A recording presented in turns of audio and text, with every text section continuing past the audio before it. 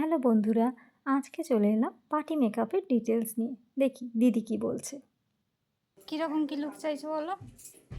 আমি মানে একটা সাবেকি লুক চাইছি, যে বেশ মাঝখান দিয়ে শীতে কেটে চুল বেঁধে খোঁপা করে একটা সুন্দর করে। আচ্ছা, ঠিক আছে, দেখি কেমন হয়। ব্যাস, যেমন কথা তেমনি কাজ শুরু। স্কিন প্রিপারেশনটা করে নিয়ে আমি এখানে মেকআপটা স্টার্ট করে দিয়েছি।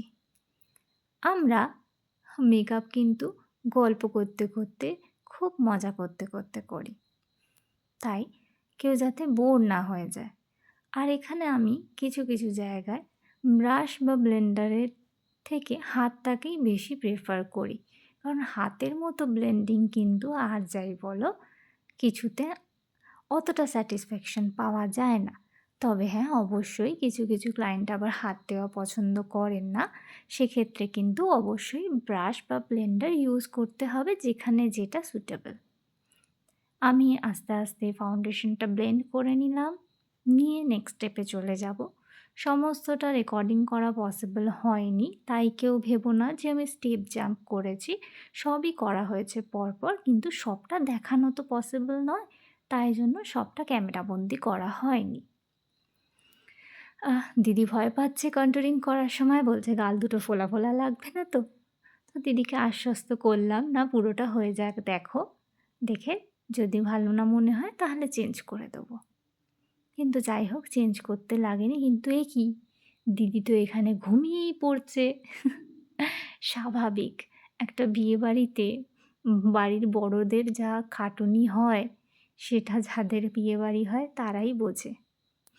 যাই হোক, দিদিকে কোনো রকমভাবে জাগিয়ে আমি একটু পাউডার সেটিংটা করে নিচ্ছি, বেকিংয়ের কাজটা। এবারে দিদির ঘুম ভেঙে গেছে। আমি বললাম আই মেকআপ হবে, একটুও কিন্তু ঘুমোনো যাবে না। যাই হোক, দিদি কিন্তু প্রচুর কোঅপারেট করেছে, আর কোনো অসুবিধাই হয়নি। আইব্রো করে নিয়ে আমি আই মেকআপটা শুরু করে দিয়েছি। হয়ে যাচ্ছে, আই মেকআপ হয়ে গেছে। এবারে হাইলাইটার দিয়ে সমস্তটা সেট করে দেওয়ার পালা। দিদি একটু দেখে নিচ্ছে নিজেকে আয়নাতে, ঠিকঠাক আছে কি না। এবার আমি সেটিং স্প্রে দিয়ে আর লিপস্টিকটা পরিয়ে মেকআপটা কমপ্লিট করে দেবো। শুরু করে দিয়েছি লিপস্টিক পরানো।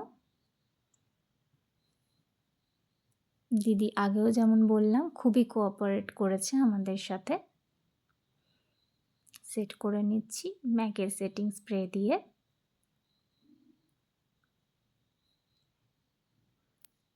এইবার চলে আসব দিদির বিফোর লুক আর আফটার লুকে, আর সঙ্গে মেকআপটা দিদির কেমন লাগলো সেই রিভিউটা নিয়ে।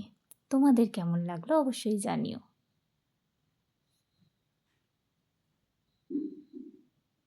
কেমন লাগলো বলো? আমার খুব ভালো লেগেছে, আমি যেরকম লুক চেয়েছিলাম সেরকমই হয়েছে, খুব সুন্দর। খুশি তো? হ্যাঁ হ্যাঁ।